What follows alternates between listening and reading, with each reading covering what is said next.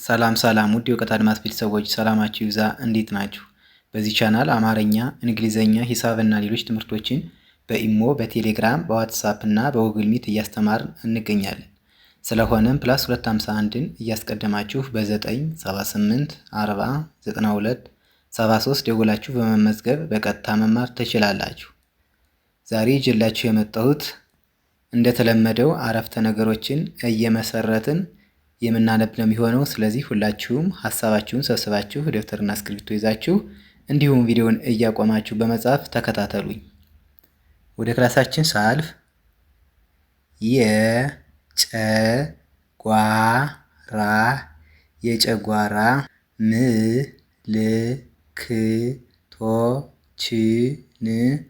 ምልክቶችን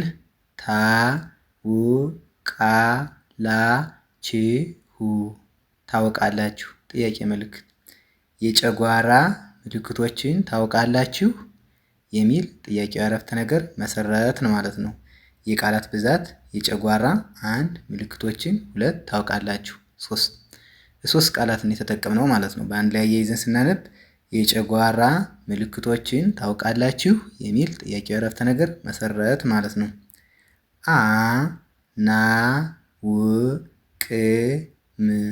አናውቅም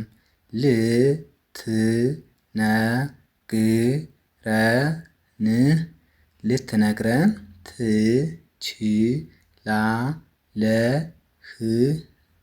ትችላለህ ጥያቄ ምልክት። አናውቅም ልትነግረን ትችላለህ የሚል አሁንም ጥያቄው አረፍተ ነገር መመስረት ቻልን ማለት ነው።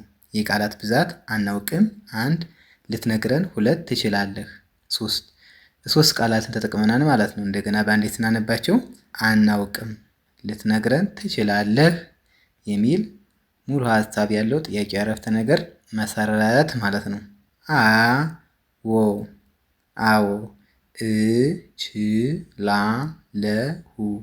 እችላለሁ በደንብ ተከታተሉኝ 4 ነጥብ። አዎ እችላለሁ በደንብ ተከታተሉኝ የሚል አዎንታዊ አረፍተ ነገር መሰረት ማለት ነው። የቃላት ብዛት አዎ 1፣ እችላለሁ 2፣ በደንብ 3፣ ተከታተሉኝ 4 ቃላት ተጠቅመናል ማለት ነው። በአንዴ ስናነባቸው አዎ እችላለሁ በደንብ ተከታተሉኝ የሚል አዎንታዊ አረፍተ ነገር መሰረት ማለት ነው። አሁን ከዚህ በላይ ያየናቸው አስተማሪ ሊሆን ይችላል። የጨጓራ ምልክቶችን ታውቃላችሁ ብሎ ሊጠይቀን ይችላል። ከዛ አናውቅም አልነው። እሱም አዎ እችላለሁ ተከታተሉኝ ብሏል። ስለዚህ አሁን ደግሞ የምናያቸው የጨጓራ ምልክቶችን ነው ማለት ነው። አንደኛ የሆድ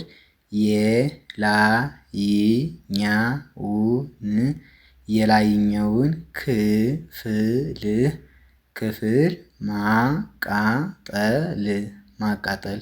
አንደኛ ምልክቱ እንግዲህ ምንድነው ማለት ነው? የሆድ የላይኛውን ክፍል ማቃጠል ማለት ነው። እንግዲህ የሆዳችን የላይኛውን ክፍል ያቃጥለናል ማለት ነው አንደኛ ምልክቱ። ሁለተኛ ደግሞ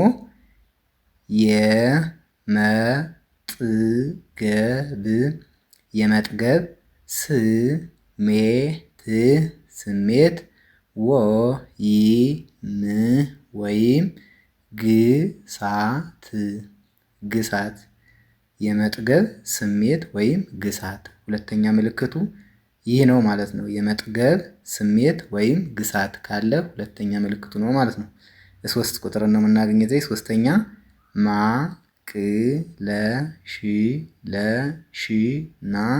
ማቅለሽለሽና ማስመለስ ሶስተኛ ምልክቱ ማቅለሽለሽና ማስመለስ ነው ማለት ነው። አራተኛ ምልክቱ ደግሞ የምግብ ፍላጎት መቀነስ አራተኛ ምልክቱ የምግብ ፍላጎት መቀነስ ነው ማለት ነው። አምስተኛ የሆድ መንፋትና ጋዝ መብዛት አምስተኛ ምልክቱ የሆድ መንፋትና ጋዝ መብዛት ነው ማለት ነው። ስድስተኛ በደረት አካባቢ የማቃጠል ስሜት። ስድስተኛ ምልክቱ በደረት አካባቢ የማቃጠል ስሜት ነው ማለት ነው። ስለዚህ ከ1 እስከ 6 ያነበብናቸው የጨጓራ ምልክቶች ናቸው ማለት ነው። እሺ መምህር በጣም